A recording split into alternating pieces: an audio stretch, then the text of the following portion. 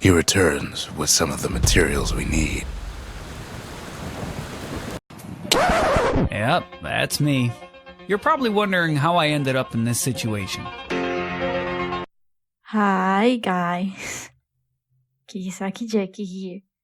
So the thing is, I completely fucked up my audio for the whole episode. So what's going to happen is, the narrator of the game is going to help us to tell the story, and not me. I'm just going to speak sometimes. Let's see what happens. The melting pot. Place hoarded all sorts of fineries from beyond the boundless sea. In better days, the melting pot was sealed tighter than the skin on a squirt.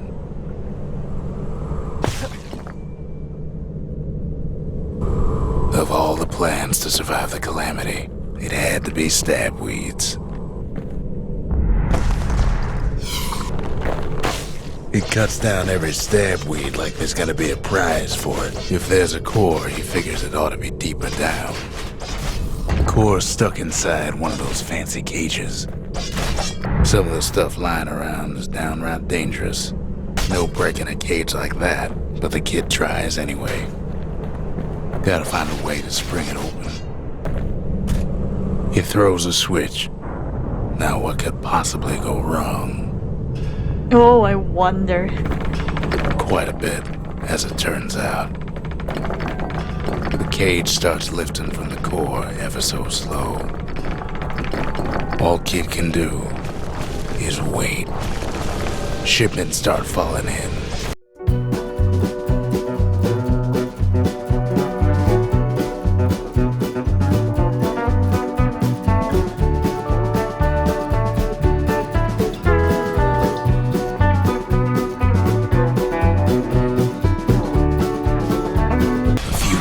Left, and the core goes free. 10, 9, 8, 7. We give or take a few seconds. Finally, the core's within reach. And done. He's got it. Just gotta get to the nearest barge. One eternity later. And it was right there. Like, right there. I just didn't see it. Because I'm blind. I still remember the look on his face after that one. Despair. That was the look on the face. Pure despair. The old world's finished, but the new world's just getting started. Folks voyaged across the boundless sea to found Ceylondia. It was good living here for a while.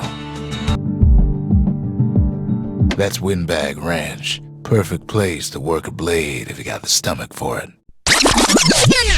And there's exactly where I committed my first mistake.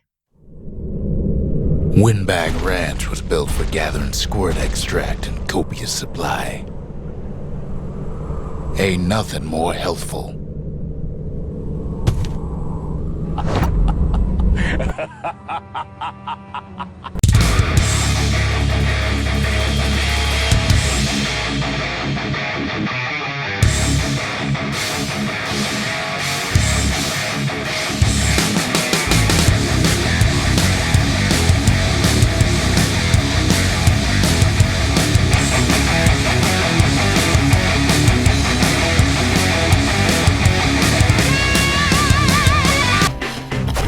Kid cuts all of them down soon enough.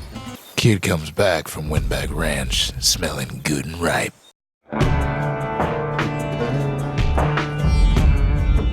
Couples used to walk the sundown path. Kid ain't here for pleasure though. But then, somebody gets to the core before the kid. The floor starts giving way under the lightest step. A single panic squirt could bring the whole place down.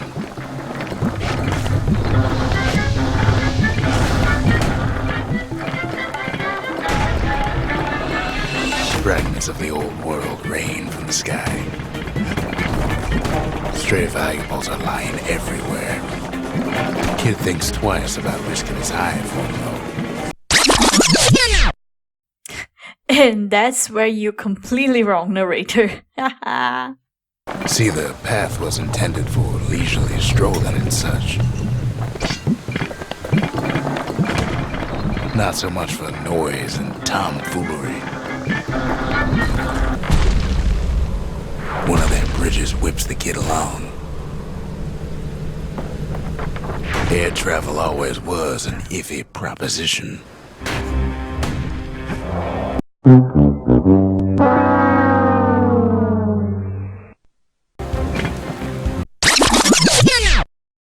I hated that part. I literally could not jump. So it was just like mistake after mistake, as you're going to see next.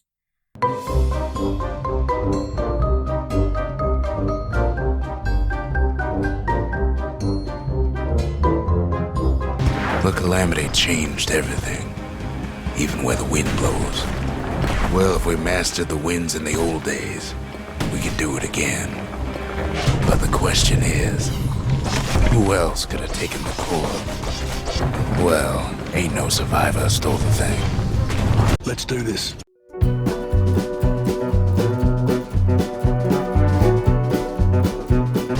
Scumbag ate it by mistake. Tough break. Unlike the kid, that core ain't coming back. No, they used to ship live munitions down the path. Find time to find them. Even gas fellas need some shut-eye from time to time. They get real cranky when you wake them up.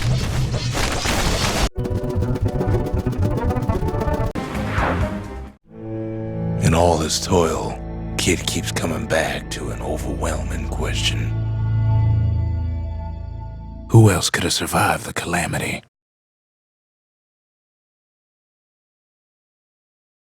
So he didn't find the core that time, but that ain't about to stop us. Why are we still here? Just to suffer?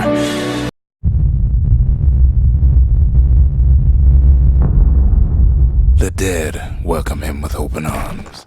Well, that was sad. The calamity took everybody after all. Kid sees it plain, frozen faces all around.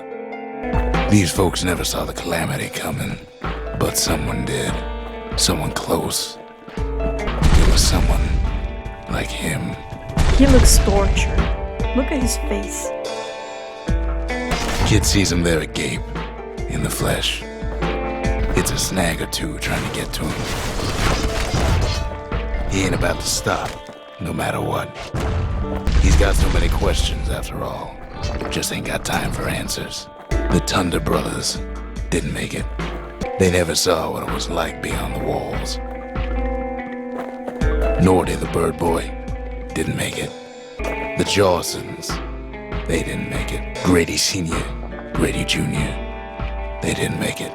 But him, he survived. Kid finds proof enough that man ain't from around here. Just think, without that man, we wouldn't be here right now, would we? The core survives as well. Kid does what he has to do. And then, At what cost that guy survived? what do you say to a man who's seen too much? Kid hasn't a clue, but he says this. We have to go. Please. He's a proper gentleman, that man. His name is Zolf. No hiding he's an Ura. Folks like him ain't never been a common sight in Celandia. He's relieved to see a living face or two.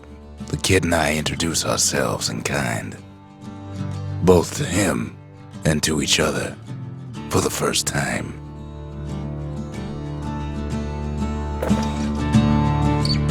Rux. The narrator's name is Rux. Okay.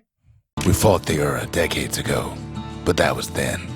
Things are different between us now. The cores, they remember. That's why this place is coming together. That's why things are gonna be alright. For Zolf, Ceylandia was like a second home. He's real worried about his first home, too. Far to the east. Was born in the Tazzle terminals. The Ura sent him on a mission of peace to our city, and he's lived here ever since. Well, and that was it. I'm sorry for the lack of audio. But leave a like if you like the video, subscribe to the channel, please do not forget. Tell your friends. And as always, I'll see you on the next tale.